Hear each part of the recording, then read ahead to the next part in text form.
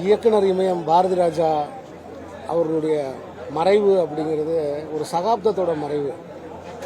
எப்படி இயேசு பிறப்பதற்கு முன்பு, இயேசு பிறப்பதற்கு பின்பு அப்படின்னு வரலாறை பிரிக்கிறாங்களோ, அது மாதிரி பாரதி ராஜா அவர்களுடைய வருகைக்கு முன்பு, பாரதி ராஜா அவர்களின் வருகைக்கு பின்பு அப்படின்னு தான் திரையுலகத்தை நம்ம பிரிக்கணும். குறிப்பாக என்னைய மாதிரி படைப்பாளிகளை, அதாவது இளைஞர்களை, நான் இளைஞனாக இருக்கும் பொழுது நான் சினிமாவுக்கு வருவதற்கு முதல் அந்த ஈர்ப்பு அப்படிங்கிறது அவர் தான். அவர் கொடுத்த தன்னம்பிக்கை தான். அவர் படங்கள் வழியாக காட்டின ஒரு உலகம்தான், அந்த கிராமம் தான், அந்த வாழ்க்கை தான் எங்களை எல்லாத்தையும் என்ன நான் மட்டும் இல்லை, நிறைய இளைஞர்கள் சினிமாவுக்கு குறிப்பாக தென் மாவட்டங்கள்லேருந்து, மதுரையிலிருந்து கிளம்பி வர்றதுக்கு ஒரு முக்கியமான காரணம், ஒரு மைய புள்ளி அப்படின்னா அது அவர் தான்.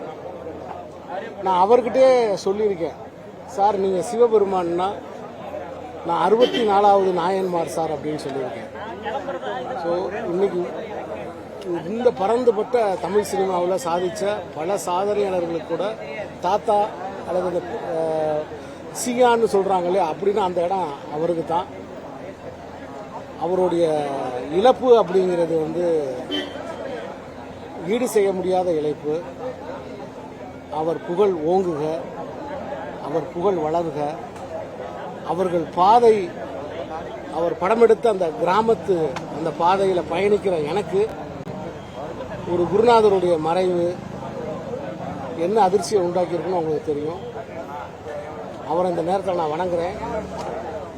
அவருடைய ஆத்மா சாந்தி அடைய நான் இறைவனை பிரார்த்திக்கிறேன்.